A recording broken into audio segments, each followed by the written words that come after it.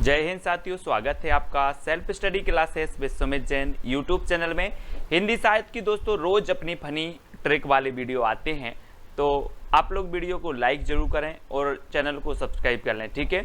ऐसी ही बहुत सारी फनी ट्रिक आज हम आपको बताने वाले हैं, पूरा वीडियो आपको जरूर देखना है दोस्तों। हिंदी साहित्य में आपने देखा होगा कि साहित्य अकादमी पुरस्कार जिन रचनाओं को मिला है वो रचनाएं सबसे इंपॉर्टेंट आपकी मानी जाती हैं, अधिकांश पेपर में वो रचनाएं पूछी जाती हैं, ठीक है।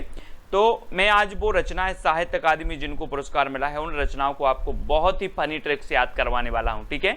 तो पूरा वीडियो आपको जरूर देखना है। और दोस्तों अगर आप व्हाट्सएप ग्रुप से नहीं जुड़े हैं तो 9098609291, ठीक है, इससे ये नंबर आपको दिया है, इस नंबर पर आप SMS करें, मैसेज करें, आपको व्हाट्सएप ग्रुप की लिंक मिल जाएगी, ठीक है। तो स्टार्ट करते हैं दोस्तों आज का वीडियो। आज के वीडियो में क्या होगा दोस्तों, सबसे पहले आपको टेस्ट करवाया जाएगा, आपको रचना पता है कि नहीं पता है, फिर ओके उसके बाद जो है क्या करना है मैं आपको ट्रिक बताऊंगा, ठीक है। तो जुड़े रहें, वीडियो को लाइक करें। पहला प्रश्न है, हेमतरंगिणी की रचनाकार कौन है? 4 विकल्प हैं दोस्तों आपके सामने और 2 सेकंड आपको दिए जाते हैं। हेमतरंगिणी बताना है दोस्तों। और आपको पता है दोस्तों कि जो हेम होते हैं, हेमखंड होते हैं, आपने देखा होगा ये हेम है ना, हेमखंड हैं, और ये देखो कैसे जमे हैं, ऐसे जमे हैं जैसा कौन जमा रहता है, माखन। यहाँ पर देखो माखन जमा रहता है, तो हेम जमे हैं माखन की तरह, तो हेम से हो जाएगा हेमतरंगिणी और माखन से हो जाएगा आपका माखनलाल चतुर्वेदी, ठीक है। तो हेमतरंगिणी जो रचना हो जाएगी वो किसकी हो जाएगी, माखनलाल चतुर्वेदी की हो जाएगी। सभी लोगों को पता है दोस्तों, एक भारतीय आत्मा इन्हें कहा जाता है, माखनलाल चतुर्वेदी को, ठीक है। और इसे दोस्तों 1955 में क्या मिला, साहित्य अकादमी पुरस्कार मिला। अब ये कैसे याद रखोगे 1955? तो आपको पता है दोस्तों कि आपने क्या किया, बचपन से लेके 55 तक क्या खाया, माखन ही तो खाया है। बोले कि सर मैंने तो बचपन से लेकर 55 तक माखन खाया है, माखन, और माखन खाया है तो माखनलाल चतुर्वेदी की हेमतरंगिणी रचना के लिए साहित्य अकादमी पुरस्कार मिला 1955 में, ठीक है। याद हुआ कि नहीं हुआ? हो गया होगा। अगला प्रश्न है दोस्तों, पद्मावत संजीवनी व्याख्या के रचनाकार कौन है? 4 विकल्प है हमारे सामने, पद्मावत संजीवनी व्याख्या बताना है। तो आपका राइट आंसर क्या होगा?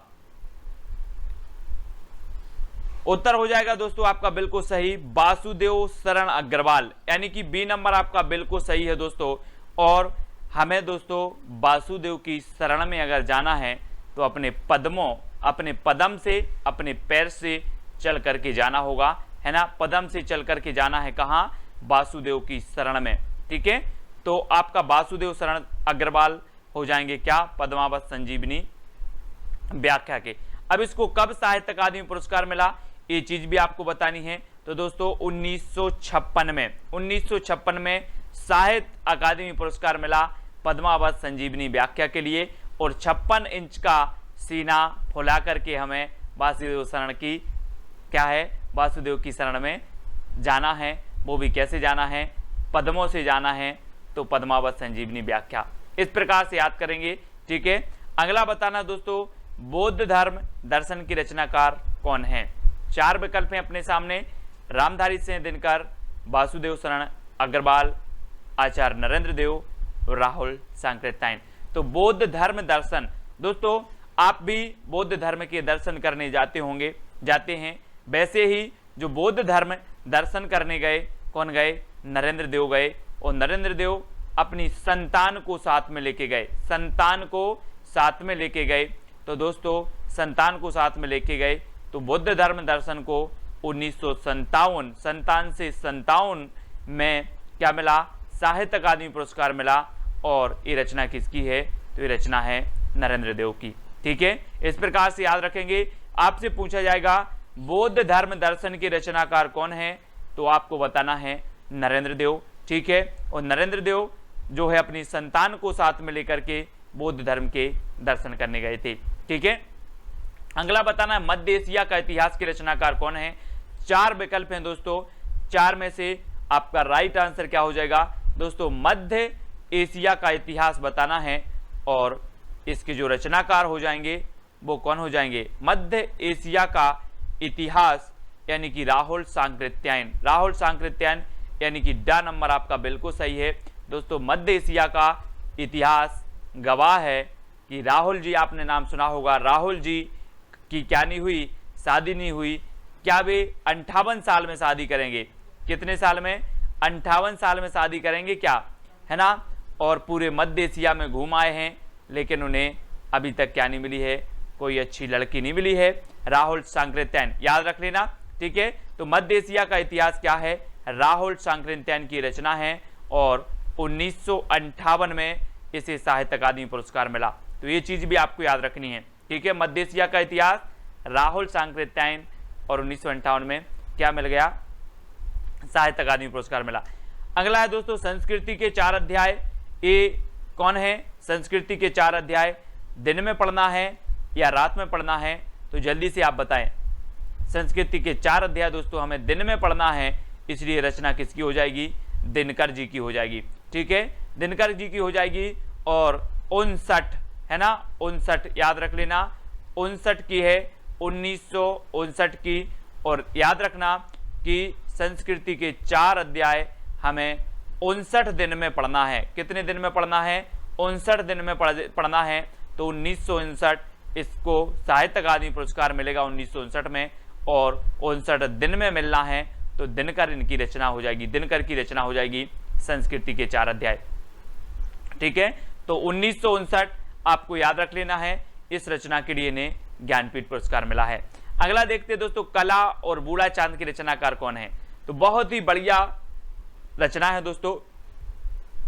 4 विकल्प हैं, 4 में से चयन करना है, कला और बूढ़ा चांद। तो आपका राइट आंसर क्या हो जाएगा? किसकी रचना है ये? तो अधिकांश लोगों को पता है कि जो कला और बूढ़ा चांद रचना है ये सुमित्रानंदन पंत की है। किसकी है? सुमित्रानंदन पंत की है। ये चीज आप याद रख लेना, है ना। कला और बूढ़ा चांद के बीच क्या है? सुमित्रा है, यानी कि अच्छे मित्र हैं। कला और बूढ़ा चांद अच्छे मित्र हैं। और इसे कब मिलेगा साहित्य अकादमी पुरस्कार? तो इसे मिला है दोस्तों 1960 में। कब मिला है? 1960।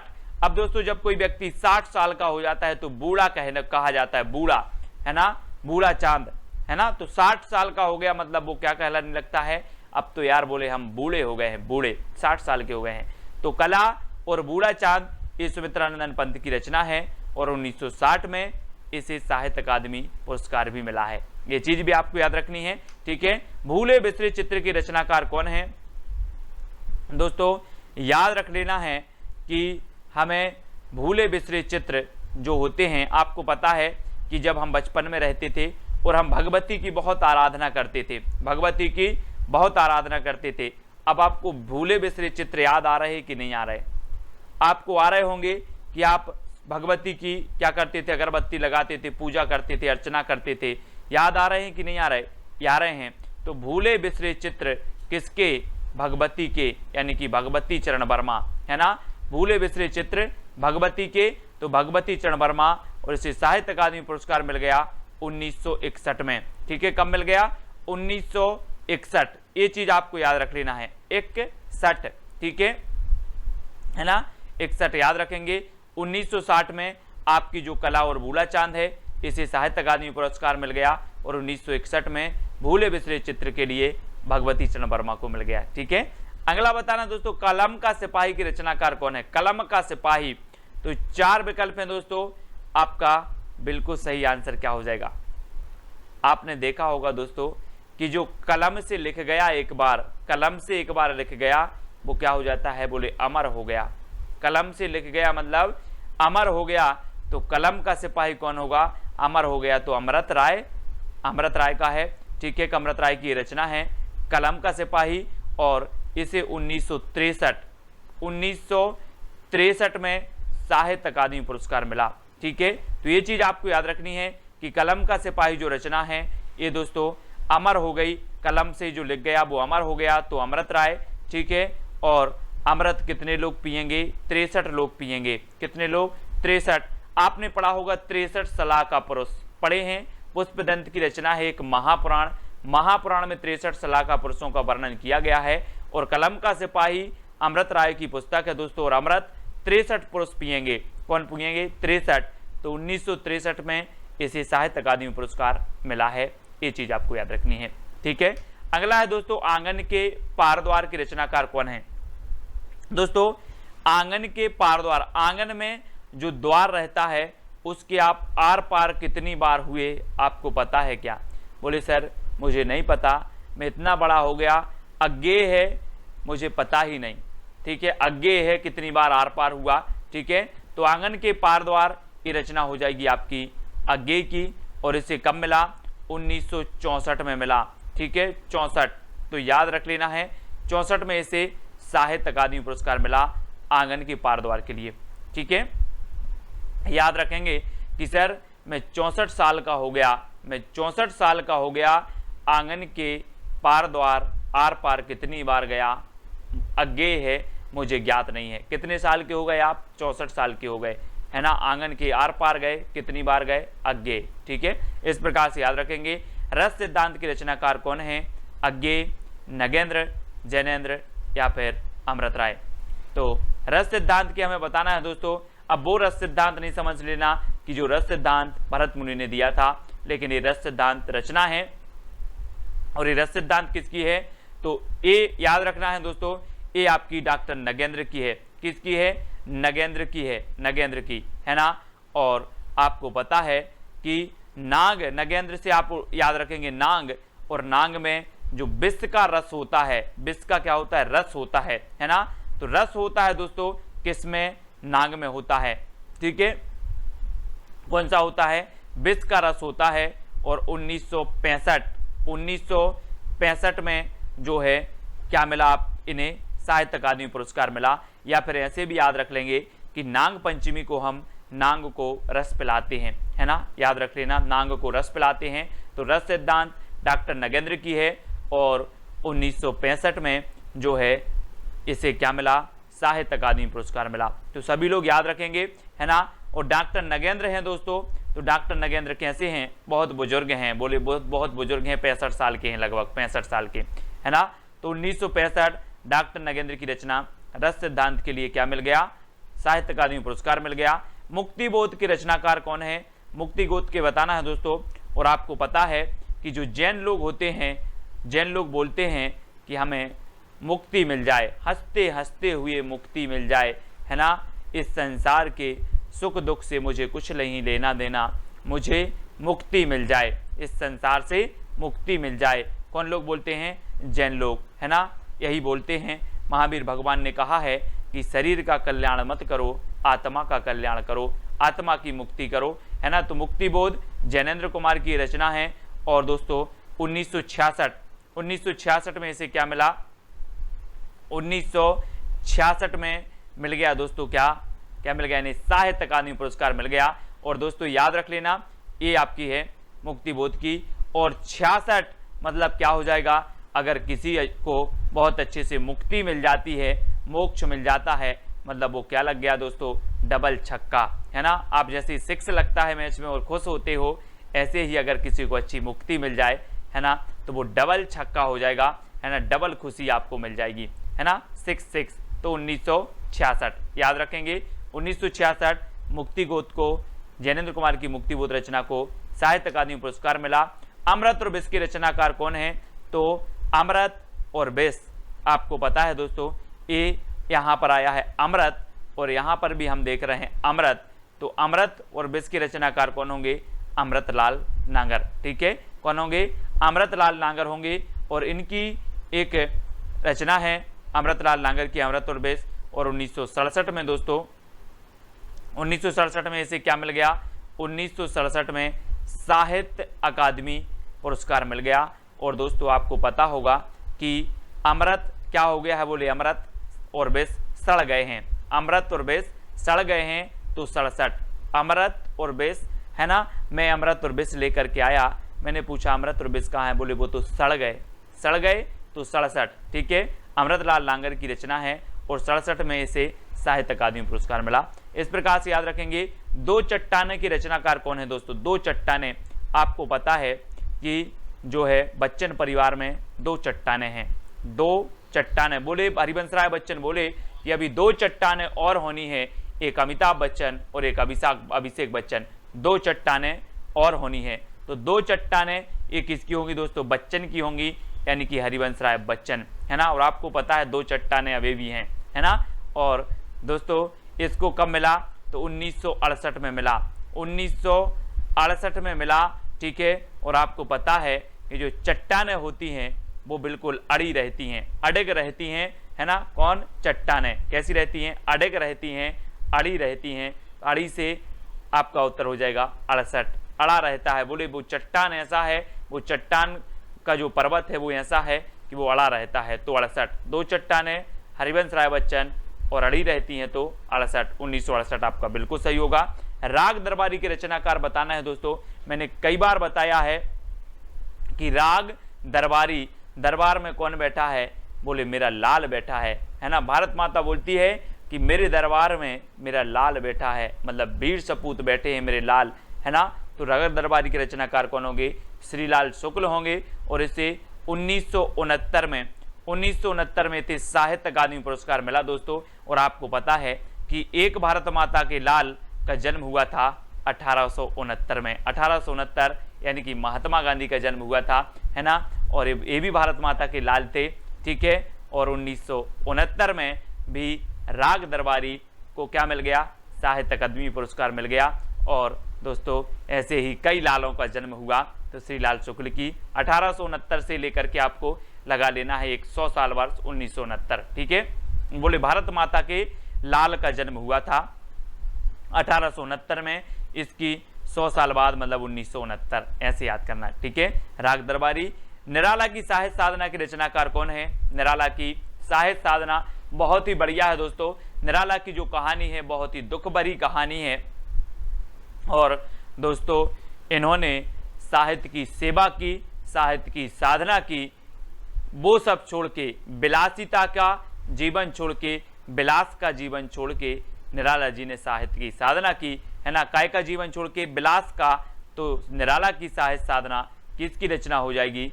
रामविलास शर्मा, रामविलास शर्मा की रचना होगी। और इसे 1970 में साहित्य अकादमी पुरस्कार मिला। और दोस्तों ये विलासपूर्ण जीवन को छोड़कर 70 साल तक क्या करते रहे? हिंदी साहित्य की साधना करते रहे, सेवा करते रहे, ठीक है। कब तक? 70 साल तक, ठीक है। तो 1970 में इसे क्या मिलेगा? साहित्य अकादमी पुरस्कार मिल जाएगा, ऐसे याद करेंगे। अगला है कविता के नए प्रतिमान की रचना कौन है? कई बार पूछी गई है दोस्तों, कविता के नए प्रतिमान, है ना। और नए प्रतिमान, और आपको पता है दोस्तों कि आप क्या करते हो? नए नए नाम रखते हो। जब बच्चा पैदा होता है, बच्चा का जन्म होता है, तो आप क्या करते हो? नए नए क्या रखते हो? नाम रखते हो। तो नए प्रतिमान, है ना, तो क्या हो जाएगा? नाम रखते हो तो नामवार से, है ना। कविता के नए प्रतिमान नामवार से की रचना हो जाएगी, ठीक है। और इसे कब मिला दोस्तों? तो 1971 में मिला, 1971 में इसे साहित्य अकादमी पुरस्कार मिला। ये चीज भी आपको याद रखनी है, ठीक है। और दोस्तों जब जन्म होता है तो आप कितने नाम रखते हो? एक। बोले एक नाम रख रहे हैं, 71, ठीक है। तो याद रख लेना 71 में इन्हें क्या मिला है? एक रख रहे हो तो लास्ट में एक भी आएगा, ठीक है ना। इस प्रकार से रखेंगे। और कविता के नए प्रतिमान, ये रचना तो हमेशा पूछी जाती है, किसकी रचना है? तो नामवार से की है, ठीक है। बुनी हुई रस्सी के रचनाकार कौन है दोस्तों? बुनी हुई रस्सी, बुनी हुई रस्सी 4 विकल्प हैं, 2 सेकंड भी आपको दिए जाते हैं। और आपका बिल्कुल सही आंसर होगा भवानी प्रसाद मिश्र। दोस्तों एक चीज बताना, जब आप भवानी के दर्शन करने जाते हो तो वहां पर एक क्या है? पचरंगा धागा की बुनी हुई रस्सी रखी रहती है ना। बोले बुनी हुई रस्सी रखी है बेटा, और ये अपने कलाई में बांध लेना, कल्याण हो जाएगा। कहाँ पर जाते हो? भवानी के पास। किसके पास? भवानी के पास जाते हो, बुनी हुई रस्सी बांध के आते हो, और बोले कल्याण हो जाएगा। तो बुनी हुई रस्सी आपको कहाँ मिलती है? भवानी के पास। तो भवानी प्रसाद मिश्र इसकी रचनाकार होंगे। और 1972 में, है ना, 1972 में इसे साहित्य अकादमी पुरस्कार मिल गया। और दोस्तों आपको पता है कि जो है भवानी की कृपा से बहत भी तर जाता है, बहत से बहत्तर, है ना, बहत्तर, है ना। तो याद रख लेना 72 होता है, जो कुछ भी होता है वो क्या होता है? बेहतर होता है। जब आप बुनी हुई रस्सी बांध लेते हो भवानी की, तो जो कुछ भी होगा वो कैसा होगा, 72 होगा। 72 से आपका बनेगा 72, यानी 1972 में इसे साहित्य अकादमी पुरस्कार मिला। ठीक है, अगला बताना है दोस्तों, आलोक पर्व के रचनाकार कौन है। तो 4 विकल्प हैं आपके सामने, आलोक पर्व।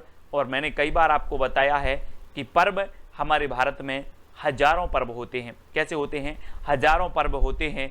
तो आलोक पर्व के रचनाकार कौन होंगे, हजारी प्रसाद द्विवेदी। हजारी प्रसाद द्विवेदी। और दोस्तों याद रख लेना 1973 है ना, 73 जो है इसे साहित्य अकादमी पुरस्कार मिला आलोक पर्व के लिए, हजारी प्रसाद द्विवेदी की, है ना। इसको याद रखेंगे, 1-2 बार वीडियो देखोगे तो आपको क्लियर हो जाएगा। मिट्टी के बारात के रचनाकार कौन है दोस्तों। तो मैंने आपको कई बार बताया है कि जब शिव जी की बारात आई, और बारात में आपने सुना होगा कि बोले भूत ऊत भी नाच रहे थे बारात में, है ना, नाच रहे थे भूत ऊत, तो भभूत अभूत लगा कर आए होंगे। तो ऐसी लग रही होगी कि मिट्टी की बारात आ गई। कौन की आ गई मिट्टी की बारात, शिव जी की मिट्टी की बारात आ गई। और दोस्तों इसे मिला कब, 1974 में। 1974 में। तो 74 चहु यानी कि 74 दोस्तों, 74 लग रहा था, 74 या चहु दिशाओं में लग रहा था कि क्या है, मिट्टी की बारात आई है, मिट्टी की बारात आई है। 74 है ना, 74 कर दो, 74 बोले, चहु दिशाओं में लग रहा था, 74। ठीक है, तो मिट्टी की बारात को 74 में साहित्य अकादमी पुरस्कार मिला, और रचना शिवमंगल से सुमन की है। ऐसे याद रखेंगे। अगला है दोस्तों, तमस के रचनाकार कौन है। तमस आपको पता है दोस्तों, तमस मतलब होता है अंधकार। और हम बोलते हैं कि भीष्म अंधकार छाया है। कैसा छाया है, भीष्म अंधकार छाया है। तो तमस को याद रख लेना, तमस मतलब होता है अंधकार, और अंधकार छाया है कैसा, भीष्म। तो तमस के रचनाकार कौन होंगे, भीष्म साहनी होंगे। ठीक है, और 1975 में दोस्तों, 75 में क्या मिल गया, 75 में ने साहित्य अकादमी पुरस्कार मिल गया दोस्तों। और एक चीज़ और बताना कि जब व्यक्ति 75 साल का हो जाता है ना, तो उसे अंधकार लगने लगता है ना, जीवन अंधकारमय लगने लगता है, और अपने जो है शांति के मार्ग को खोजता है, और कल्याण के मार्ग को खोजता है ना। तो क्या लगता है, अंधकारमय लगता है 75 की साल के बाद। तो तमस के रचनाकार हैं भीष्म साहनी, यानी बी नंबर आपका बिल्कुल सही हो जाएगा। और 1975 में से साहित्य अकादमी पुरस्कार मिला दोस्तों। जहां जैसी ट्रिक निकली बताने का प्रयास किया है, नॉर्मल भी ये भी आप याद रख सकते हो, लेकिन इन रचनाओं को याद रख लेना सबसे पहली प्राथमिकता आपकी बनती है। ठीक है दोस्तों, आज को आपको बताना है तेरी मेरी उसकी बात की रचनाकार कौन है। बहुत ही बढ़िया रचना है, कई बार पूछी जा चुकी है दोस्तों। तेरी मेरी उसकी बात, है ना, अपन बोलते हैं ना कि तेरी मेरी उसकी बात किसी को नहीं बताना। क्या बोलते हैं अपन, तेरी मेरी उसकी बात किसी को नहीं बताना।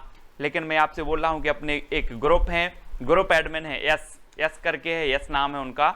और तेरी मेरी उसकी बात किसको नहीं बताना, यस को नहीं बताना, यस को। ठीक है, याद रखेंगे। आ नंबर आपका बिल्कुल सही है, हमेशा आपकी मदद करते हैं पीडीएफ और हर एक चीज में, यस। तो तेरी मेरी उसकी बात किसको नहीं बताना, यस को नहीं बताना। मतलब इसकी रचनाकार कौन होंगे, यशपाल। ठीक है, यशपाल, यानी कि जो आ नंबर है वो आपका बिल्कुल सही हो जाएगा दोस्तों। और इसको जो साहित्य अकादमी पुरस्कार मिला वो मिला 1976 में। 1976 में इस रचना के लिए क्या मिला, साहित्य अकादमी पुरस्कार मिला। ठीक है, तो याद रख लेना, तेरी मेरी उसकी बात यस को नहीं बताना। और 1976 में इसे साहित्य अकादमी पुरस्कार मिला। और कब तक नहीं बताना, 76 साल तक नहीं बताना। ठीक है, तो 1976 आपका हो जाएगा साहित्य अकादमी। अगला बताना है दोस्तों, चुका भी नहीं हूं मैं। चुका भी नहीं हूं मैं की रचनाकार कौन है। थोड़ी सी इमेज दी है, अगर आप समझ सको कुछ तो बता दोगे।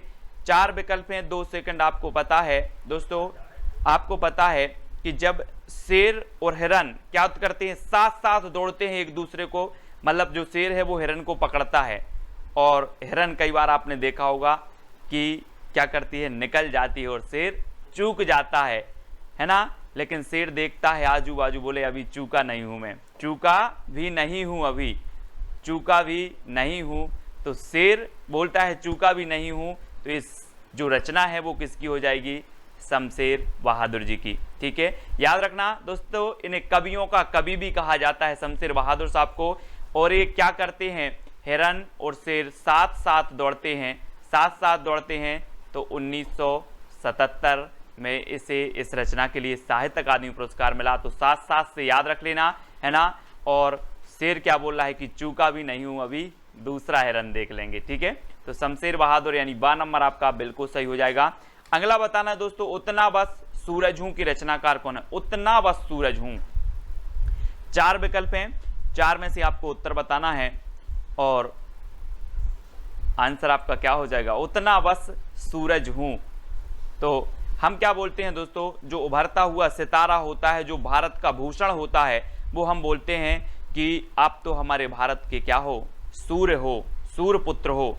तो उतना बस सूरज हूं क्योंकि आप क्या हो? भारत भूषण हो, भारत भूषण। तो ये भारत भूषण अग्रवाल की रचना है, इसको ऐसे याद करेंगे दोस्तों, ठीक है। बहुत ही बढ़िया है, उतना बस सूरज हूं, भारत भूषण अग्रवाल, ठीक है। और इसे 1978 में दोस्तों, 1978 में क्या मिला? साहित्य अकादमी पुरस्कार मिला। तो याद रख लेना, उतना बस सूरज हूं, भारत भूषण अग्रवाल।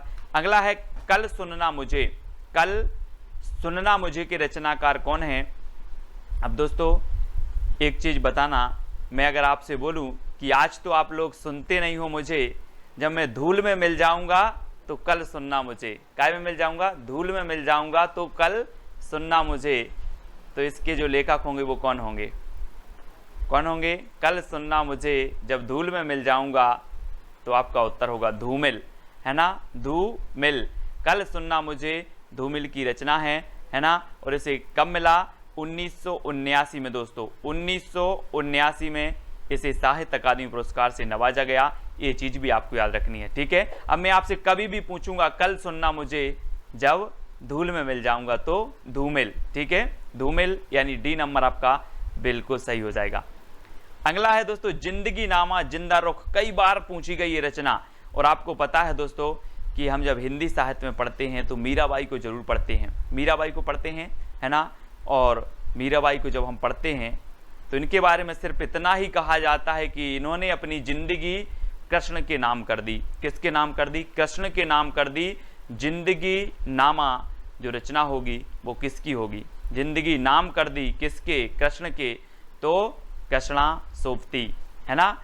जिंदगी नामा जिंदा रुख ये कृष्णा सोबती की है, क्योंकि जिंदगी नाम कर दी साहब, है ना, कृष्ण के। तो कृष्णा सोबती आ नंबर आपका बिल्कुल सही है। और 1980 में दोस्तों, 1980 में क्या मिला?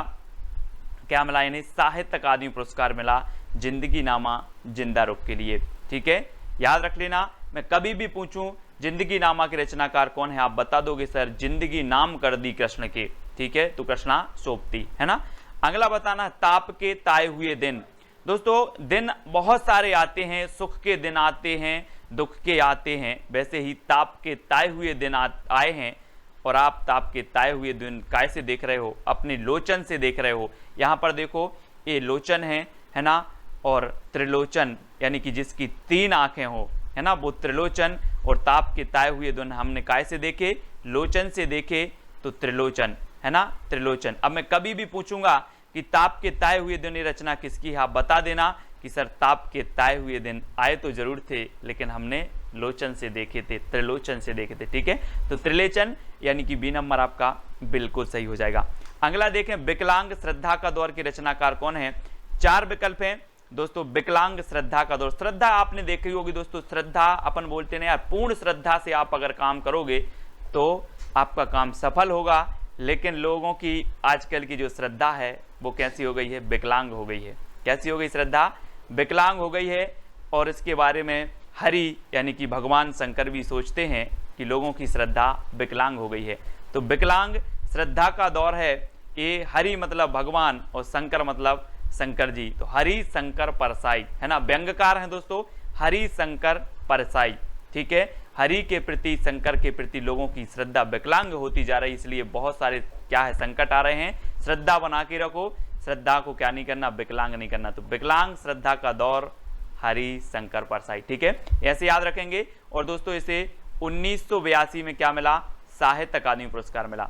साहित्य अकादमी पुरस्कार मिला 1982 में। और ये ताप के ताए हुए दिन के लिए मिला 1981 में। ये चीज भी आपको याद रखनी है, ठीक है। ताप के ताए हुए दिन लोचन से देखे और 81 जो है बार देखे, है ना, और 1981 इसका रचना साहित्य अकादमी पुरस्कार मिला। और ये विकलांग श्रद्धा का दौर, हरिशंकर परसाई व्यंग्यकार हैं, 1982 में से साहित्य अकादमी पुरस्कार मिला दोस्तों।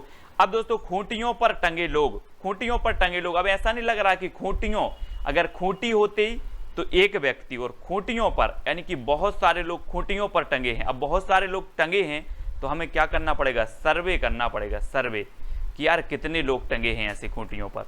तो खूंटियों पर टंगे लोगों का क्या करना है, सर्वे करना है। तो इसके लेखक कौन होंगे, सर्वेश्वर दयाल सक्सेना। कौन होंगे, सर्वेश्वर दयाल सक्सेना। अब मैं कभी भी आपसे पूछूंगा कि खूंटियों पर टंगे लोग किसकी रचना है, तो आप बोलोगे सीधा सीधा कि सर खूंटियों पर लोग टंगे हैं तो इनका सर्वे करना है, यानी कि सर्वेश्वर दयाल सक्सेना, यानी डी नंबर आपका बिल्कुल सही होगा। और इसे 1983 में साहित्य अकादमी पुरस्कार मिला। और आपने सर्वे किया तो कितने लोग टंगे थे, 83 लोग टंगे थे। कितने, 83। तो 1983 में से साहित्य अकादमी पुरस्कार भी मिल गया, खूंटियों पर टंगे लोग, है ना। अगला है लोग भूल गए हैं। लोग भूल गए हैं किसे, पहले बोलते थे रघुवीर सहाय करना, राम सहाय करना, आज तो लोग भूल गए हैं रघुवीर को, है ना। लोग भूल गए हैं किसको, रघुवीर को। पहले तो बोलते थे रघुवीर सहाय, मुंह से आवाज निकली रघुवीर सहाय करना, लोग भूल गए हैं, यानी कि कैसे, रघुवीर। आ नंबर आपका बिल्कुल सही है ना। वो आपने सुना होगा दोस्तों, क्या होगा कि दुख में सुमरन सब करें, सुख में करे ना कोई, और सुख में सुमरन सब करे तो दुख काहे को हो। इसलिए लोग भूल गए हैं, है ना, क्योंकि लोगों के पास सुख आ गया है। मत भूलो रघुवीर को और यही सहाय करेंगे। तो लोग भूल गए हैं रघुवीर सहाय की रचना है, बहुत बढ़िया है, पूछी जाती है। और 1984 में इसे साहित्य अकादमी पुरस्कार भी मिला है। ठीक है दोस्तों, मैं एक बात जरूर कहूंगा कि जितनी भी साहित्य अकादमी पुरस्कार से पुरस्कृत रचनाएं हैं, ज्ञानपीठ, व्यास सम्मान, ये सबसे पहले आपके लिए महत्वपूर्ण होती हैं, है ना, क्योंकि ये रचनाएं अधिकांश पूछी जाती हैं। तो लोग भूल गए हैं कैसे, रघुवीर सहाय। ठीक है, कब्बे और काला पानी की रचनाकार कौन है दोस्तों, कब्बे और काला पानी। आपने सुना होगा दोस्तों, आजादी के पूर्व काले पानी की सजा होती थी। काले पानी की सजा यानी कि अगर एक काले पानी की सजा हो गई अगर व्यक्ति को, तो वो वापस नहीं आ पाता था कभी। काले पानी की सजा, है ना। अंडमान निकोबार द्वीप आपने देखा होगा, वहां पर इसको समुद्र के उस पार भेज दिया जाता था और वहां से वापस नहीं आता था कभी व्यक्ति। और कब्बे और काला पानी, यहां पर आप देखो समुद्र में एक साइड काला पानी है और एक साइड कैसा है, निर्मल पानी है। तो हमें कैसा पानी पीना है, काला पानी नहीं पीना, हमें निर्मल पानी पीना है। कैसा, निर्मल। तो कब्बे और काला पानी की रचनाकार कौन होंगे, निर्मल वर्मा। बोले सर मुझे काला पानी नहीं पीना, मुझे तो निर्मल पीना है। तो काला पानी और निर्मल वर्मा, है ना, ये काला पानी, इसी का संबंध किससे होगा, निर्मल पानी से। तो निर्मल वर्मा इसके रचनाकार होंगे। और 1985 में इसे क्या मिला, साहित्य अकादमी पुरस्कार मिला। ये चीज भी आपको याद रखनी है। मैं कभी भी अब पूछूंगा, आप कभी नहीं भूलोगे, मैं बोलूंगा कब्बे और काला पानी, तो आप बता दोगे कि काला पानी नहीं सर, मुझे निर्मल पानी पीना है, तो निर्मल वर्मा। ठीक है, अगला है अपूर्वा के रचनाकार कौन है दोस्तों, ये याद रखना है, बहुत ही बढ़िया रचना है अपूर्वा। और अपूर्वा दोस्तों एक केदारनाथ अग्रवाल जी की रचना है, केदारनाथ अग्रवाल। ठीक है, और आपको पता होगा कि पूर्व में केदारनाथ में एक बहुत भयंकर क्या आई थी, बाढ़ आई थी। तो केदारनाथ में पूर्व में आई थी। तो अपूर्वा ये केदारनाथ अग्रवाल की है। और दोस्तों 1986 में इसे साहित्य अकादमी पुरस्कार मिला, 1986 में अपूर्वा के लिए। ठीक है, और केदारनाथ अग्रवाल इसके रचनाकार हैं, इन्हें कैन का कवि भी कहा जाता है, केदारनाथ अग्रवाल जी को। अगला है दोस्तों मगध के रचनाकार कौन है, मगध। अब एक चीज बताना दोस्तों कि जो मगध है, मगध के जो राजकुमार थे वो क्या करते थे, मगध के आपने क्या पढ़ा था, मगध एक साम्राज्य था, है ना, बहुत बड़ा साम्राज्य था मगध। और मगध यहाँ पर रचना आई है। तो मगध के जो राजा होते थे दोस्तों, जब किसी को सजा देते थे तो वो क्या करते थे, कान पकड़ते थे। क्या पकड़ते, कान पकड़ के सजा देते थे। तो श्रीकांत आपका बिल्कुल सही होगा, श्रीकांत, यानी कि जो डी नंबर है वो आपका बिल्कुल सही हो जाएगा, है ना, श्रीकांत आपका सही होगा, श्रीकांत। ठीक है, यानी डी नंबर आपका बिल्कुल सही होगा। 1987 इसका रचना काल है, क्या है, 1987। ठीक है, रचना काल नहीं मतलब इसे साहित्य अकादमी पुरस्कार मिला है। मगध के रचनाकार हैं श्रीकांत वर्मा और 1987 में इसे साहित्य अकादमी पुरस्कार मिला। ये चीज आपको याद रखनी। ठीक है, अगला है दोस्तों अरण्य की रचनाकार कौन है? अरण्य, अरण्य मतलब आपको पता है क्या होता है? अरण्य मतलब होता है वन, और वन में कौन गए थे? अयोध्या के नरेश श्री राम गए थे वन में कि नहीं गए? 14 साल का वनवास हुआ और कहाँ गए थे? अरण्य में गए थे, वन में गए थे। कौन गए थे? नरेश। तो अरण्य के रचनाकार कौन होंगे? नरेश मेहता, है ना। ऐसे कॉमन सेंस लगाना है और कुछ भी नहीं है ये, ना कोई ट्रिक है ना कुछ, सिर्फ अरण्य में कौन गए थे? तो बोले अयोध्या के नरेश गए थे, है ना। तो नरेश मेहता, आ नंबर आपका बिल्कुल सही होगा। और दोस्तों 1988 में इसे क्या मिला? साहित्य अकादमी पुरस्कार मिला अरण्य के लिए, ठीक है। नरेश मेहता जी की बहुत ही बढ़िया रचना है, याद रखना। अकाल में सारस की रचनाकार कौन है दोस्तों? अब दोस्तों एक चीज याद रखनी है, एक है केदारनाथ अग्रवाल और एक है केदारनाथ सिंह, ठीक है। केदारनाथ अग्रवाल की रचना अपूर्वा के लिए साहित्य अकादमी पुरस्कार मिला, लेकिन जो अकाल में सारस है ये केदारनाथ सिंह की रचना है, केदारनाथ सिंह, है ना। और इसे भी साहित्य अकादमी पुरस्कार मिला, यानी बी नंबर आपका सही हो जाएगा। और अकाल में सारस कहाँ जा रहे थे? केदारनाथ जा रहे थे। अकाल में सारस, ये सारस हैं दोस्तों, सारस, है ना। और सारस आपने देखे होंगे। और ये कहाँ जा रहे थे अकाल में? केदारनाथ जा रहे थे, केदारनाथ। तो केदारनाथ अग्रवाल, केदारनाथ सिंह की रचना है अकाल में सारस। और 1989 में दोस्तों इसे साहित्य अकादमी पुरस्कार मिला, ये चीज भी आपको याद रखनी है, ठीक है। 89। अगला है नीला चांद के रचनाकार कौन है दोस्तों? नीला चांद। और दोस्तों आपने देखा होगा शंकर जी को, आपने देखा है इनकी मूर्ति को आपने देखा है, इनकी सिर पर यहाँ पर एक चांद का वो रहता है, चांद का चित्र बना रहता है इस प्रकार से। तो नीला चांद, यहाँ पर देखो तस्वीर में देखो शंकर जी की, जरा प्रणाम कर दो सभी लोग, है ना। और ये नीला चांद है, किसके सिर पर है? शिव जी के। तो ये नीला चांद रचना किसकी होगी? किसकी होगी? शिव प्रसाद सिंह की, ठीक है। अब किसी और की तो नहीं होगी? बोले सर नहीं होगी। अब जब नीला चांद आपने दिखा ही दिया है तो ये नीला चांद तो कभी नहीं भूलेंगे शिव प्रसाद सिंह। और इसे मिला 1990 में। 1990 में क्या मिल गया दोस्तों? साहित्य अकादमी पुरस्कार मिला, साहित्य अकादमी, ठीक है। इसको आपको याद रखना है दोस्तों। मैं वक्त के हूँ सामने, मैं वक्त के हूँ सामने, मैं अगर किसी से बोलूँ कि मैं वक्त के हूँ सामने, तो वो बोलेगा यार वक्त के सामने क्यों खड़ा है? गिर जा, क्या कर? गिर जा। तो मैं वक्त के हूँ सामने क्यों खड़ा है? गिर जा, यानी कि गिरजा कुमार माथुर, ठीक है। गिरजा कुमार माथुर इसके रचनाकार हो जाएंगे। अब वक्त के सामने खड़े नहीं होना है, गिर जाना है, ठीक है। तो गिरजा कुमार माथुर, मैं वक्त के हूँ सामने, गिरजा कुमार माथुर। और 1991, ठीक है, 1991 में दोस्तों इसे क्या मिला? साहित्य अकादमी पुरस्कार मिला 1991। और 90 में इसे मिला था आपकी नीला चांद के लिए, ठीक है। ये तो आपको पता है, नीला चांद 90 में इसे मिला। 1991 में मैं वक्त के हूँ सामने, इसके लिए साहित्य अकादमी पुरस्कार मिल गया। और ढाई घर के रचनाकार कौन है दोस्तों? अब देखो दोस्तों एक चीज याद रखना कि हमने यहाँ पर पढ़ा कि मैं वक्त के हूँ सामने, गिरजा कुमार माथुर, ठीक है। लेकिन ढाई घर, अब यहाँ पर कॉमन सेंस लगाना, ढाई घर हो कैसे गया? 3 घर हुए हो, पहले तो होंगे 3 घर, 3 घर में से आधा घर क्या हो गया? गिर गया, गिर गया, बचे कितने? ढाई घर। तो ढाई घर में से आधा, 3 में से आधा गिरा, क्या गिरा? घर गिरा। तो कौन होंगे? गिरा तो गिरिराज किशोर, है ना। गिरिराज किशोर, बोले आधा घर गिर गया है, गिर गया है तो गिरिराज किशोर, ठीक है। बचे कितने घर? ढाई घर। थे कितने? 3 घर थे इस प्रकार से। और यहाँ से आधा घर गिर गया तो बचे ढाई।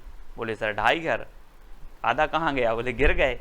तो गिरिराज किशोर, यानी आ नंबर आपका बिल्कुल सही होगा। ढाई घर के रचनाकार गिरिराज किशोर। और 1992 में इसे क्या मिल गया? साहित्य अकादमी पुरस्कार मिल गया। बहुत ही बढ़िया, कई बार पूछी गई है। अब आप कभी नहीं भूलोगे, आप तो वीडियो देखकर भूल जाना वीडियो को। जब आप परीक्षा हॉल में बैठोगे और क्वेश्चन आपके सामने आएगा तो ये ट्रिक आपको याद आ ही जाएगी। आपको कोई कोड याद नहीं करवा रहा मैं, सिर्फ आप प्रश्न को देखोगे और उत्तर आप 101% सही लगा के आए हुए, ठीक है। ढाई घर की रचनाकार गिरिराज किशोर हैं। अर्धनारीश्वर की रचनाकार बताना है। अर्धनारीश्वर दोस्तों, अर्धनारीश्वर, ये आपने देखा होगा कुछ कुछ लोग ऐसे होते हैं कि उनमें आधे गुण तो होते हैं नारी के और आधे होते हैं पुरुष के, है ना। अब बोले सर बोले यार आधे गुण आप में नारी के आधे पुरुष के हैं, ये कैसा हुआ? अरे बोले अब विष्णु जी हैं सृष्टि के रचयिता, जैसा बनाया भगवान ने वैसा है ना। तो किसने बनाया सृष्टि को? विष्णु जी ने। अब भगवान ने जैसा बनाया यानी कि अर्धनारीश्वर बनाया, तो अर्धनारीश्वर हैं यानी कि विष्णु प्रभाकर। ठीक है, विष्णु प्रभाकर। बी नंबर आपका बिल्कुल सही हो जाएगा। ठीक है, बहुत सारी धारणाएं हैं दोस्तों इस सृष्टि के बारे में, है ना, बहुत सारी हैं। पृथ्वी की रचना कैसे हुई, धार्मिक मान्यताएं हैं, वैज्ञानिक मान्यताएं हैं, सारी मान्यताएं अलग अलग हैं। ठीक है, फिलहाल हमें सिर्फ याद करने का ये माध्यम है ना, और याद अपन करते रहते हैं। कहीं नहीं बहीं की रचनाकार कौन है? दोस्तों अब ये रचना है कहीं नहीं बहीं। अब बोले सर ऐसे कैसे याद होगी? ये होगी कैसे याद होगी? 4 विकल्प हैं, 2 सेकंड आपको दिए जाएंगे। कहीं नहीं बहीं, जब सीता जी का हरण हो गया दोस्तों, तो इन्होंने कहा था कि हमें कहीं नहीं, हमें वहीं बैठना है। कहाँ? अशोक के वृक्ष के नीचे। कहीं नहीं वहीं, तो कहीं नहीं वहीं के रचनाकार कौन होंगे? अशोक वाजपेयी। कौन होंगे? अशोक वाजपेयी, क्योंकि सीता जी ने कहा कि हमें कहीं नहीं वहीं बैठना है। जो शोक को हरता है वो क्या है? अशोक वृक्ष, और अशोक के नीचे बैठना है हमें कहीं नहीं वहीं, यानी कि अशोक के वृक्ष की। तो अशोक वाजपेयी इसके रचनाकार होंगे, और 1994 में इसे साहित्य अकादमी पुरस्कार मिला। बहुत ही बढ़िया रचना है, आप कभी नहीं भूलोगे। बोले कहीं नहीं वहीं, कहाँ? अशोक के वृक्ष के नीचे। ये यहाँ पर देखो चित्र में जरा, ये हनुमान जी आए हैं और सीता जी अशोक के वृक्ष के नीचे बैठी। बोले हमें कहीं नहीं जाना, हम तो वहीं जाना, अशोक के वृक्ष के नीचे। ठीक है, तो इस प्रकार से याद रखेंगे, है ना। कोई दूसरा नहीं की रचनाकार कौन होंगे? कोई दूसरा नहीं, है ना। कभी कभी ऐसा होता है दोस्तों, कैसा होता है? बोले कोई दूसरा नहीं, हमें तो कौन चाहिए? कुंवर चाहिए, कुंवर, है ना। कुंवर किसको बोलते हैं? आप लोग पढ़ते होंगे, कुंवर किसको बोलते हैं? बोलते होंगे, है ना। तो कभी कभी ऐसा होता है, हमें कोई नहीं चाहिए, हमें सिर्फ कुंवर चाहिए। क्या चाहिए? कुंवर। तो कुंवर नारायण, कुंवर नारायण, यानी कि जो आ नंबर है वो आपका बिल्कुल सही होगा। कोई दूसरा नहीं, कुंवर चाहिए, कुंवर आ नंबर। आप लोग अपने अपने हिसाब से याद कर लेना। और 1995 में इस रचना के लिए दोस्तों साहित्य अकादमी पुरस्कार चाहिए। और कितने साल का कुंवर चाहिए? 95 साल का। कितने साल का? 95। ठीक है, तो 95 याद रख लेना। 1995, कुंवर नारायण, कोई दूसरा नहीं, कुंवर चाहिए। 1995 में से साहित्य अकादमी पुरस्कार मिल गया। मुझे चांद चाहिए, लो अब कुंवर चाहिए, अब चांद चाहिए। तो मुझे चांद चाहिए दोस्तों। अब चांद अगर आपको चाहिए है तो ऐसा नहीं मिलेगा। कैसे मिलेगा भाई? जब अपन ऊपर चांद आकाश में है, बोले इंद्र भी रहते वहीं पर, इंद्र से क्या करनी पड़ेगी अपन को? परमिशन लेनी पड़ेगी, परमिशन। बोले मुझे चांद चाहिए। अब चाहिए तो ठीक है, और इंद्र को क्या कहते हैं? सुरेंद्र भी कहते हैं। इंद्र का पर्यायवाची होता है दोस्तों सुरेंद्र। क्या होता है? सुरेंद्र, है ना। तो अगर चांद चाहिए तो इंद्र की परमिशन लेना है, सुरेंद्र की परमिशन लेना है, तो सुरेंद्र वर्मा। मुझे चांद चाहिए, सुरेंद्र वर्मा की रचना है। कभी भी याद रख लेना, बहुत अच्छी रचना है मुझे चांद चाहिए, और इसके लिए आपको सुरेंद्र की परमिशन लेनी पड़ेगी, इंद्र की परमिशन लेनी पड़ेगी। और डी नंबर आपका बिल्कुल सही हो जाएगा। ठीक, तो आपसे पहली बार आपसे पूछा जाता है, पहला प्रश्न पूछा जाता है कि अनुभव के आकाश में चांद की रचनाकार कौन है दोस्तों? तो 4 विकल्प हैं आपके, लीलाधर जगुड़ी, अरुण कमल, विनोद कुमार और मंगलेश डबराल। ये 4 में से 2 सेकंड में आपको बताना है दोस्तों। और किसी को अनुभव के आकाश में जाना है दोस्तों, तो उसका जुगाड़ करना पड़ता है। क्या करना पड़ता है? जुगाड़। अनुभव के आकाश में जाना है, अनुभव के आकाश में, है ना, चांद पर जाना है, तो क्या करना पड़ेगा? जुगाड़ करना पड़ेगा, यानी कि जगुड़ी। क्या हो जाएगा? जगुड़ी, लीलाधर जगुड़ी। अनुभव के आकाश में चांद पर अगर जाना है तो जुगाड़ करना होगा, मतलब अनुभव के आकाश में जो चांद के रचनाकार हैं वो कौन हो जाएंगे?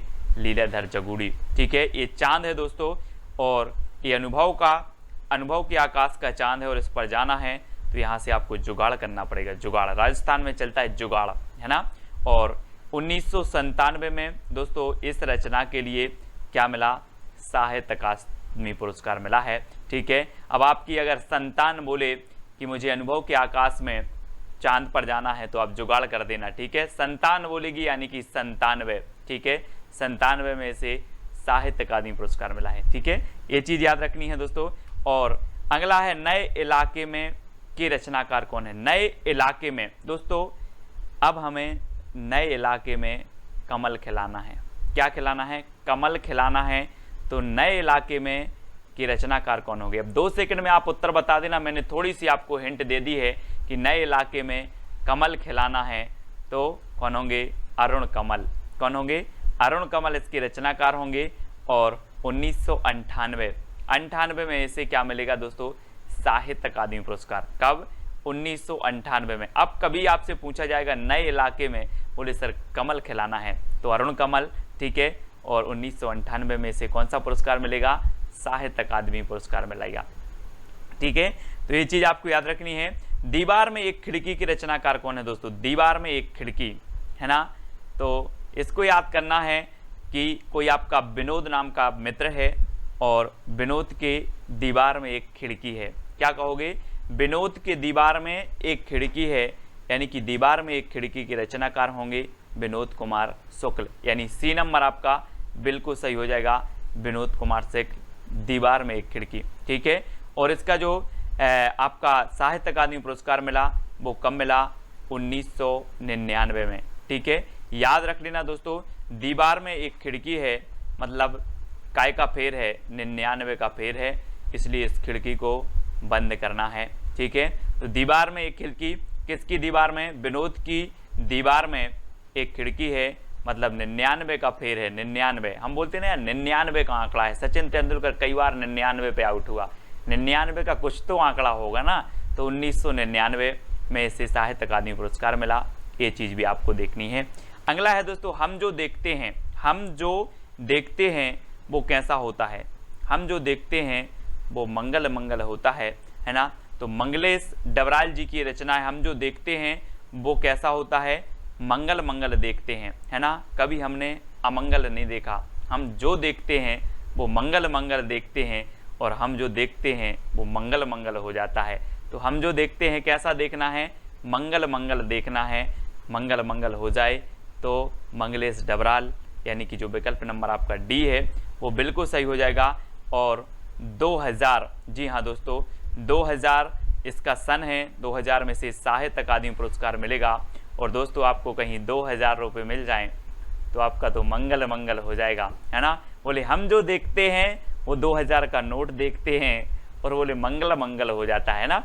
2000 का नोट मिल जाए तो मंगल मंगल हो जाएगा। मंगल, डी नंबर आपका बिल्कुल सही होगा। कली कथा बाया बाईपास की रचनाकार कौन है दोस्तों? तो बताना है, 4 विकल्प हैं, 4 में से आपको बताना है। कली कथा बाया बाईपास, तो जल्दी से बताना है। ऐसे याद रखेंगे दोस्तों, कैसे याद रखेंगे कि अलका का पलका बाईपास में डला है और वहां पर क्या हो रही है? कथा हो रही है, ठीक है। अलका का पलका बाईपास में डला है और क्या हो रही है? कथा हो रही है। तो कली कथा बाईपास की रचनाकार कौन होंगे? अलका श्रावगी, ठीक है। अब याद रखेंगे, कभी नहीं भूलना है, अलका का पलका कहाँ डला है? बाईपास में, और वहां पर क्या हो रही है? कथा हो रही है। सभी को सुनने जाना है, ठीक है। कली कथा बाया बाईपास अलका श्रावगी की रचना है। और 2001 में कब मिला इन्हें? 2001 में साहित्य अकादमी पुरस्कार मिला है। बहुत ही बढ़िया रचना है दोस्तों, कली कथा बाया बाईपास, ठीक है। तो इस प्रकार से ये तो सिर्फ मात्र याद करने का एक तरीका है, ट्रिक है, जिससे आपके माइंड में सेट हो जाए, ठीक है। बाकी कोई वास्तविकता से लेना देना नहीं रहता अपनी ट्रिक का, ठीक है। तो कली कथा बाया बाईपास की जो रचनाकार हैं वो अलका श्रावगी हैं, इतना आपको याद रखना। 2 पंक्तियों के बीच, दोस्तों आप लोग बोलते हो सर पंक्तियां याद करवा दो, पंक्तियां याद करवा दो, लेकिन मुझे पता है मैं क्यों नहीं करवाता। पंक्तियों में बड़ा जोश होता है। क्या होता है? 2 पंक्तियों के बीच बड़ा जोश होता है। बोलती हैं सर मेरी ट्रिक पहले बनवाओ, बोलती है मेरी ट्रिक पहली बनाओ। 2 पंक्तियों के बीच क्या है? जोश है। मेरी ट्रिक पहले बनाओ, मेरी ट्रिक पहले बनाओ, ठीक है। इसलिए मैं बना नहीं पा रहा हूँ। 2 पंक्तियां बोलती हैं, है ना। 2 पंक्तियों के बीच क्या है? जोश है। तो 2 पंक्तियों के बीच के रचनाकार कौन होंगे? राजेश जोशी। राजेश जोशी यानी कि जोश, है ना, राजेश जोशी। तो जोशी से क्या आएगा? जोश। और 2 पंक्तियों के बीच क्या है? जोश है ना। तो 7 नंबर आपका बिल्कुल सही होगा। और इसे 2002 में, अब 2 पंक्ति आ रही हैं दोस्तों, है ना, 2 पंक्ति आ रही हैं, तो 2002 में क्या मिलेगा? आगे पीछे आगे 2 और पीछे 2। बोले ऐसा नंबर बताओ जिसमें आगे 2 और पीछे 2। बोले 2002। अब 2 पंक्तियों के बीच जोश है तो राजेश जोशी, इस प्रकार से याद रखेंगे। और 2002 में इसे साहित्य अकादमी पुरस्कार भी मिल जाता है। ठीक है, कितने पाकिस्तान के रचनाकार कौन है दोस्तों? कितने पाकिस्तान है ना, मैंने बोला कि पाकिस्तान है, बोले कितने पाकिस्तान है बता दो, मैं सभी जगह क्या खिला दूंगा? कमल खिला दूंगा, है ना, कमल खिला दूंगा, वहां के लोग अच्छे बन जाएंगे, है ना। तो कितने पाकिस्तान के रचनाकार कौन होंगे? कौन होंगे? कमल खिला दूंगा तो कमलेश्वर। कौन होंगे? कमलेश्वर, है ना। याद रख लेना, इनकी एक आत्मकथा है दोस्तों। गर्दिश के दिन जब इनकी आत्मकथा पढ़ोगे, इनके बारे में पढ़ोगे तो आपको भी आंसू आ जाएंगे कमलेश्वर के बारे में। इनकी ये रचना है कितने पाकिस्तान, और इसे 2003 में दोस्तों इसे क्या मिला? साहित्य अकादमी पुरस्कार मिला। ठीक है, तो कितने पाकिस्तान के रचनाकार कौन है? बोले सर जितने भी पाकिस्तान हो, कितने पाकिस्तान है सब बता दो, मैं सभी के अंदर संस्कार भर दूंगा, कमल खिला दूंगा वहां पर। ठीक है, तो कमलेश्वर, कमल खिला दूंगा तो कमलेश्वर। ठीक है, अगला है दोस्तों दुष्चक्र में सृष्टा की रचनाकार कौन है? दोस्तों बहुत ही बढ़िया ट्रिक है कि जब दुष्चक्र का क्या आता है, दुष्चक्र का फेर आता है, दुष्चक्र का फेर आता है तो वीरान हो जाता है दोस्तों, है ना। वो जगह वीरान हो जाती है जब दुष्चक्र का फेर आता है। तो दुष्चक्र में सृष्टा की रचनाकार कौन है? दुष्चक्र में सृष्टा की रचनाकार होंगे बीरेन डंगवाल। कौन है? बीरेन डंगवाल। दुष्चक्र, बोले हमारे ऊपर तो क्या चल रहा है? दुष्चक्र चल रहा है और हम तो क्या हो गए? वीरान हो गए, है ना। तो बीरेन डंगवाल, वीरान से हो जाएगा बीरेन डंगवाल। ठीक है, ऐसे याद रखेंगे, है ना। आपको आप कभी नहीं भूलेंगे। बोले सर दुष्चक्र की बात कर रहे हो, जब दुष्चक्र का फेर आता है तो लोग वीरान हो जाते हैं, है ना, वो जगह वीरान हो जाती है। और 2004, ठीक है, 2004 याद रख लेना है। 2004 में दुष्चक्र में सृष्टा, और 2004 में आपको पता है दोस्तों कि सुनामी आई थी, और सुनामी आई यानी कि दुष्चक्र, है ना, दुष्चक्र आया और वो जगह ही वीरान हो गई जहां जहां सुनामी आई। ठीक है, तो याद रखेंगे दुष्चक्र जब भी आता है तो वीरान, तो बीरेन डंगवाल की है। और 2004 में सुनामी आई तो 2004 में वीरान हो गए दोस्तों अच्छे अच्छे स्थान। तो 2004 में से साहित्य अकादमी पुरस्कार मिल जाता है किसे? दुष्चक्र में सृष्टा के लिए। ठीक है, अगला है क्याप के रचनाकार कौन है? क्याप, बहुत सारे लोगों को पता है कि क्या आप मनोहर श्याम जोशी हैं? क्या आप मनोहर श्याम जोशी हैं? तो क्या आप, तो क्या आप, है ना, क्या आप, और आप हैं क्या? मनोहर श्याम जोशी। इनकी रचना है दोस्तों। इसे साहित्य अकादमी पुरस्कार मिला 2005 में। कब मिला? 5 में मिला। ठीक है, तो मनोहर श्याम जोशी, 5 लिखना, है ना। 5 में इन्हें क्या मिल गया? क्या मिला, है ना, 2005 में इन्हें साहित्य अकादमी पुरस्कार मिल गया क्याप के लिए। ठीक है, अब संशयात्मा के रचनाकार कौन है दोस्तों? संशयात्मा 4 विकल्प हैं दोस्तों, और आपने देखा होगा दोस्तों बहुत सारे लोगों को क्या होता है? संशय होता है, संशय, है ना। संशय समझते हो? बोले यार मुझे संशय है, लेकिन जो ज्ञानेंद्र पति होते हैं, ज्ञान के पति होते हैं, उनके अंदर कोई संशय नहीं होता। क्या नहीं होता? संशय। यानी कि आपका बिल्कुल सही आंसर हो जाएगा, क्या हो जाएगा? ज्ञानेंद्र पति। संशय आत्मा नहीं होती जो ज्ञान के पति होते हैं, है ना। तो ज्ञानेंद्र पति आपका बी नंबर बिल्कुल सही हो जाएगा। ठीक है, वो आत्मा संशय आत्मा नहीं है जो ज्ञानेंद्र की पति है, ज्ञान की पति है। और बी नंबर आपका, कभी भी अब आपसे पूछेंगे संशय आत्मा के रचनाकार कौन है? बोले संशय उनके मन में नहीं होता जिनके अंदर ज्ञान है, ज्ञान के वो पति हैं, है ना। तो इस प्रकार से याद रखेंगे ज्ञानेंद्र पति की रचना है। और दोस्तों 2006 में क्या मिला? इन्हें साहित्य अकादमी पुरस्कार मिला। ठीक है, तो याद रख लेना, है ना। और जिनमें ज्ञान होता है, क्रिकेट खेलने का जिनमें ज्ञान होता है, वो बिल्कुल बिना संशय के 6 मारते रहते हैं दोस्तों, 6, है ना, 6 बाउंड्री मारते हैं। तो 2006 में इसे क्या मिल जाता है? साहित्य अकादमी पुरस्कार मिल जाता है। ऐसे याद करेंगे। अगला है इन्हीं हथियारों से, इन्हीं हथियारों से क्या बोल देंगे? इन्हीं हथियारों से ना करके हम दोस्तों क्या बोलेंगे? इन्हीं हाथों से, इन्हीं हाथों से क्या हो जाएंगे? अमर हो जाएंगे। इन्हीं हाथों से अमर हो जाएंगे। तो इन्हीं हाथों से ये रचना किसकी होगी? अमर हो जाएंगे तो अमरकांत। ठीक है, इन्हीं हाथों से अमर हो जाएंगे, यानी कि अमरकांत की रचना है। और विकल्प नंबर जो सी है आपका वो बिल्कुल सही हो जाएगा, अमरकांत। ठीक है, इन्हीं हाथों से क्या हो जाएंगे? अमर हो जाएंगे। और 2007 में, है ना दोस्तों, और साथ में अमर होना है ना, सभी को साथ में अमर हो जाना, कोई भाग नहीं जाना, है ना। नहीं तो बोले सर मैं पहले अमर हो जाऊंगा बाद में हो जाना, है ना। साथ में अमर होना है। 2007 में इन्हीं हथियारों के लिए साहित्य अकादमी पुरस्कार मिला। अब आप कभी नहीं भूलोगे, बोले इन्हीं हथियारों से, अच्छा सर ने बताया था इन्हीं हाथों से अमर होना है और साथ में होना है, मतलब 2007 में इस रचना के लिए साहित्य अकादमी पुरस्कार मिल गया। ठीक है, तो याद रखना दोस्तों, कोहरे में कैद रंग, आपने देखा होगा कहीं कहीं गोविंद जी की अगर मूर्ति लगी है और कोहरा छाया है ना, और आपको दर्शन करने हैं तो कोहरे में कैद रंग, कोहरे में रंग कैद हो जाता है और हमें गोविंद जी के दर्शन नहीं हो पाते। तो गोविंद मिश्र की रचना है कोहरे में कैद रंग। फिर आप क्या बोलोगे कि गोविंद जी की जो मूर्ति है कोहरे में कैद रंग हो गई, कोहरे में कैद रंग गोविंद मिश्र, इस प्रकार से याद रखेंगे।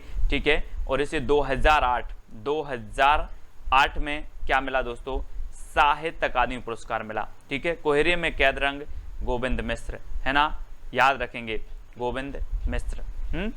और अगला है हवा में हस्ताक्षर की रचनाकार कौन है दोस्तों।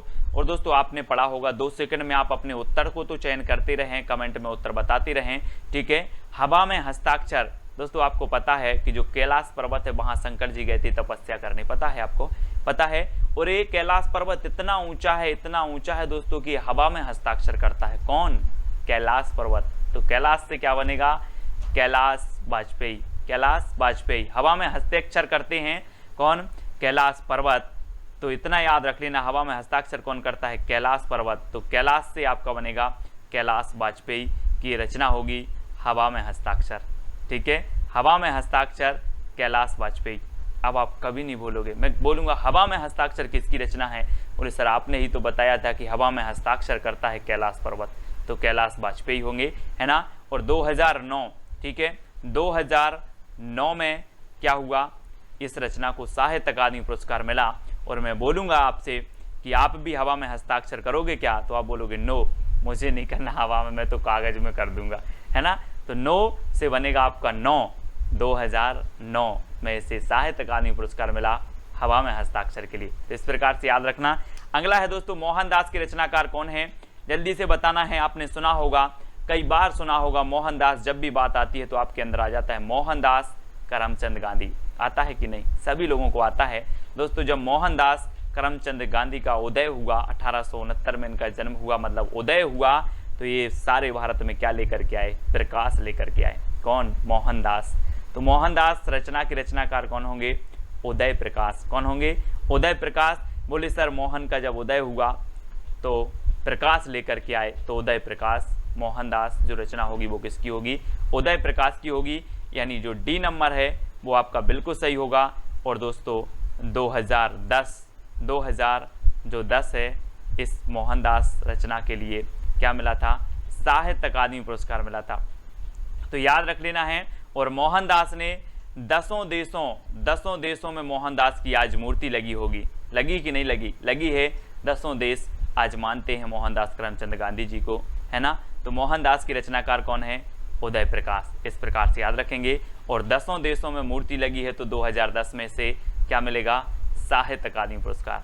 इस प्रकार से जितनी भी साहित्य अकादमी पुरस्कार से पुरस्कृत रचनाएं हैं उनको हम लोग पढ़ते रहेंगे और दोस्तों रटते रहेंगे। अगला क्वेश्चन है, रेहन पर रगदू के रचनाकार कौन है, मनोहर श्याम जोशी, काशीनाथ सिंह, अमरकांत या फिर उदय प्रकाश। रेहन पर रगदू बताना है कौन है, तो जल्दी से आपको बताना है। रेहन पर रगदू बहुत ही बढ़िया रचना है और ये है दोस्तों काशीनाथ सिंह की। किसकी है, काशीनाथ सिंह की रचना है रेहन पर रगदू, याद रखेंगे। और 2011 में दोस्तों क्या मिला, इसे साहित्य अकादमी पुरस्कार मिला है।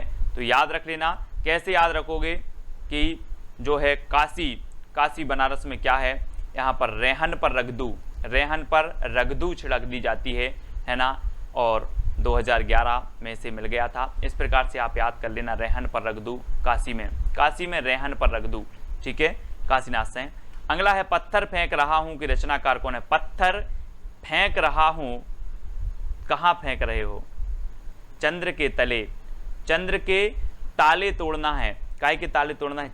चांद के ताले तोड़ना है, इसलिए पत्थर फेंक रहा हूं, क्योंकि हमारा मंगल मिशन नहीं पहुंच पाया था, है ना। इसलिए चांद के क्या करना है? ताले तोड़ रहा हूं। पत्थर फेंक रहा हूं किस लिए? चांद के ताले तोड़ने के लिए, क्योंकि हमारा मंगल मिशन पहुंच नहीं पाया था, ताला डले होंगे शायद, है ना। तो पत्थर फेंक रहा हूं चांद के, यानी कि चंद्रकांत देव ताले, तो ताले चांद के ताले तोड़ने के लिए, है ना। क्या फेंक रहा हूं? पत्थर फेंक रहा हूं। अब आप कभी पत्थर फेंकोगे, बोले क्यों फेंक रहे हो? बोले सर चांद के ताले तोड़ने के लिए, हमारा मंगल मिशन नहीं पहुंच पाया था, है ना। तो चांद के ताले याद रख लेना। और 2012 में दोस्तों, 2012 में क्या हुआ? इसे साहित्य अकादमी पुरस्कार मिला 12 में, ठीक है। और 12 पत्थर इन्होंने फेंके थे, बोले हम 12 पत्थर फेंकेंगे और चांद का ताला टूट जाएगा, ठीक है। तो 2012 में। मिलजुल मन की रचनाकार कौन है दोस्तों? 4 विकल्प हैं, बहुत ही बढ़िया ट्रिक है दोस्तों। जिसका मन मृदुल होता है, कैसा होता है? मृदुल होता है, वो मिलजुल कर रहता है, और जिसका मन कठोर होता है वो मिलजुल कर नहीं रहता, है ना। तो मृदुल मन सभी को बना के रखना है ना, ताकि सभी लोग मिलजुल कर रहें। मिलजुल मन, अब कभी पूछा जाएगा आपसे कि मिलजुल मन जो रचना है वो किसकी है, तो आप बिल्कुल सही बताओगे, मृदुला गर्ग। बोले सर आपने तो बताया था कि मन को मृदुल रखो ताकि सभी लोग कैसे रहें? मिलजुल कर रहें। तो मृदुला गर्ग यानी कि जो सा नंबर है वो आपका बिल्कुल सही होगा। और 2013, है ना, 2013 में से साहित्य अकादमी पुरस्कार मिला, है ना। तो कभी पूछ लेना अपने जितने भी साथी हैं कि तेरा मन मृदुल है कि नहीं।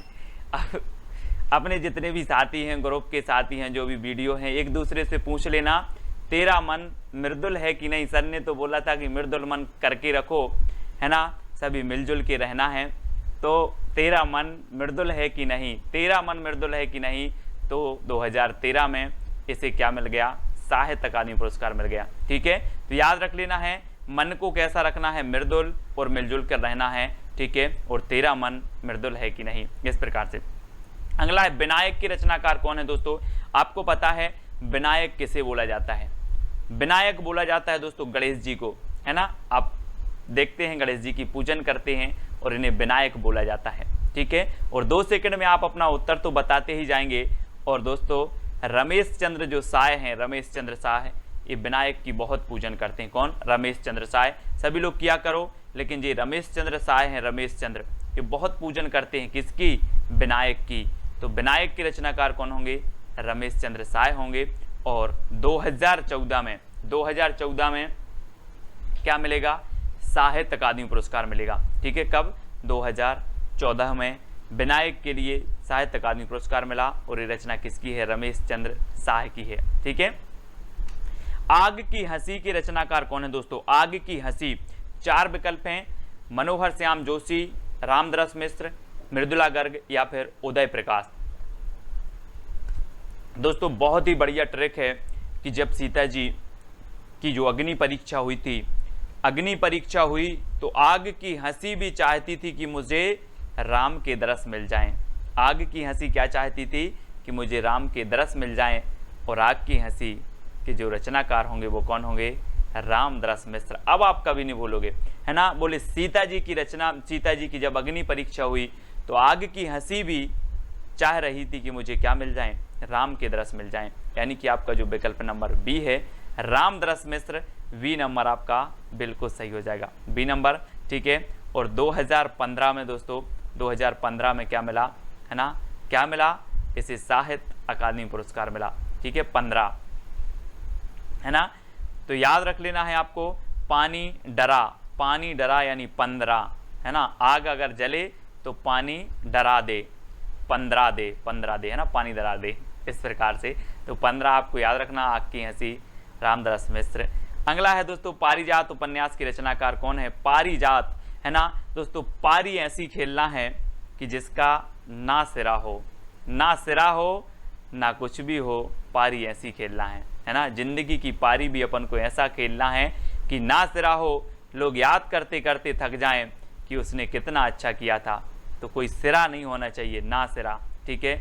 लोग अपने लिए जीते हैं, लेकिन अपन को ऐसा करना है कि लोग याद करते करते थक जाएं, लेकिन ना सिरा ना हो, ऐसी पारी खेलना है जिंदगी की, ठीक है। तो पारिजात से होगा पारी, और पारी खेलना है जिसका ना सिरा हो, तो ना सिरा शर्मा, ना सिरा शर्मा है ना, ना सिरा हो ना अंत हो, ठीक है। तो ना सिरा शर्मा की रचना है पारिजात, उपन्यास है ये, बहुत ही बढ़िया है। और 2016 में दोस्तों क्या है, 2016 में इसे साहित्य अकादमी पुरस्कार मिला। और दोस्तों कई लोग तो 16 साल की उम्र में ही ऐसी पारी खेल देते हैं, ऐसी पारी खेल देते हैं कि उनकी ज़िंदगी का कोई सिरा नहीं रहता, है ना। तो ना सिरा, तो 16 साल की उम्र में, तो पारिजात याद रख लेना, बोले पारी खेलना है 16 साल की उम्र में भी पारी खेलना है जिसका ना सिरा हो, इस प्रकार से याद रखेंगे, ठीक है। विश्व मिथक सरित सागर की रचनाकार कौन है? दोस्तों बहुत ही बढ़िया ट्रिक है, आपको कैसे याद रखना, विश्व मिथक सरित सागर, विश्व में बहुत सारी सरिता हैं और सरिता कहाँ मिलती हैं? सागर में, यानी कि सरित सागर, सरित सागर। और दोस्तों आपको पता है कि जो सरिता हो या फिर सागर हो, ये में कई कुंटल मेघ गिरते हैं, काय में? सरिता और सागर में।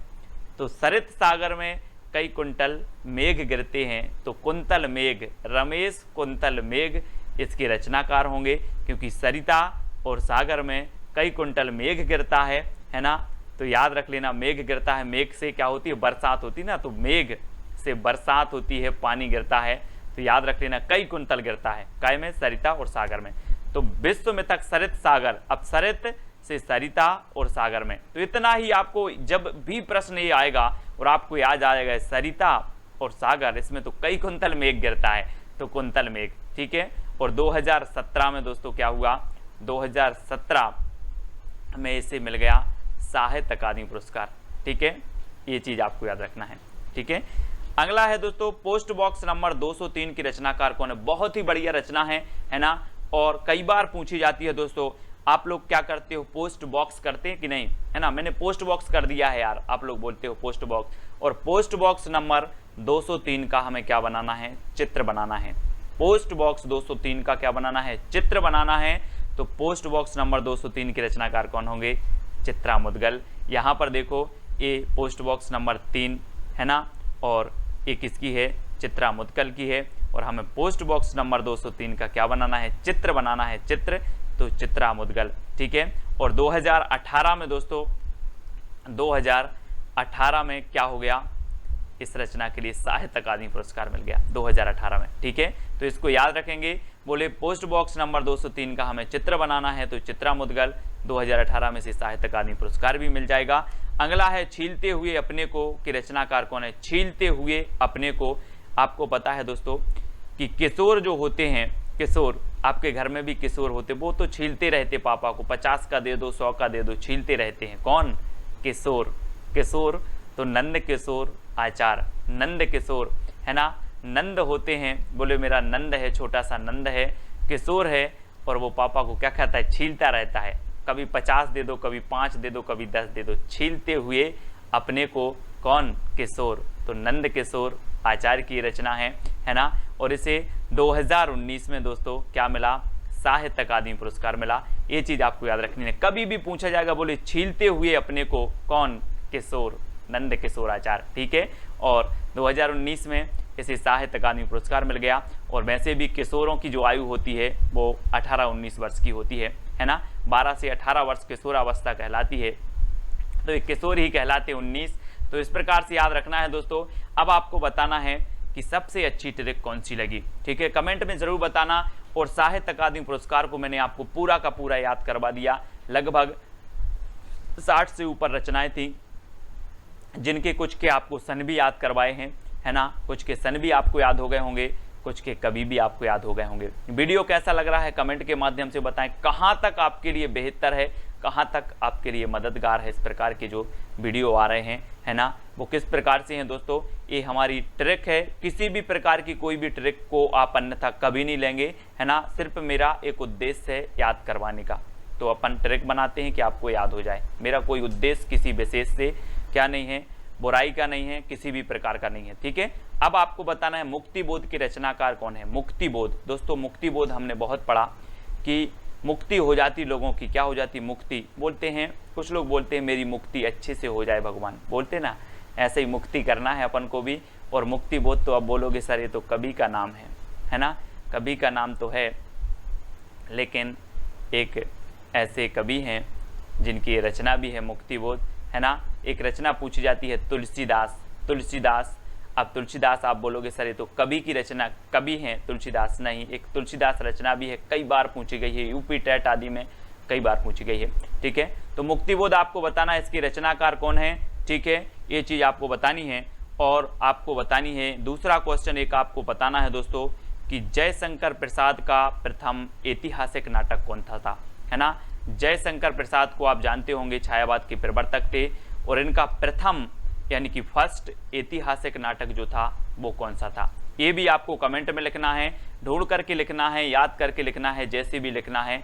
इन 2 प्रश्नों के आंसर आपके चैलेंज के रूप में दिए जाते हैं। तो सभी लोग वीडियो को लाइक जरूर करेंगे, और लगभग 20 वीडियो आपके हिंदी साहित्य के ऐसे ट्रिकी वीडियो हो गए कि जिन्होंने 20 प्रश्न देख लिए, 20 वीडियो देख लिए, उनका कॉन्फिडेंस बहुत हाई लेवल का होगा, बहुत सारी चीज़ें उनको याद हो चुकी होंगी और उनको भी पता नहीं होगा, है ना। तो वीडियो को लाइक करें, शेयर करें, और दोस्तों IAS study track YouTube channel से आपको जुड़ना है, साथ ही टेलीग्राम ग्रुप से भी आपको जुड़ना है। टेलीग्राम ग्रुप में आपको क्या करना है, सर्च करना है IAS स्टडी ट्रैक और ज्वाइन हो जाना है। और जो भी साथी व्हाट्सएप ग्रुप से नहीं जुड़े हैं उनके लिए 9098609291 ये नंबर दिया है, इस नंबर पर आपको मैसेज करना है और आपको तुरंत ग्रुप की लिंक मिल जाएगी, ठीक है। तो वीडियो कैसा लगा जल्दी बताएं और सब्सक्राइब कर लें। आज के वीडियो के लिए बस इतना ही। जय हिंद।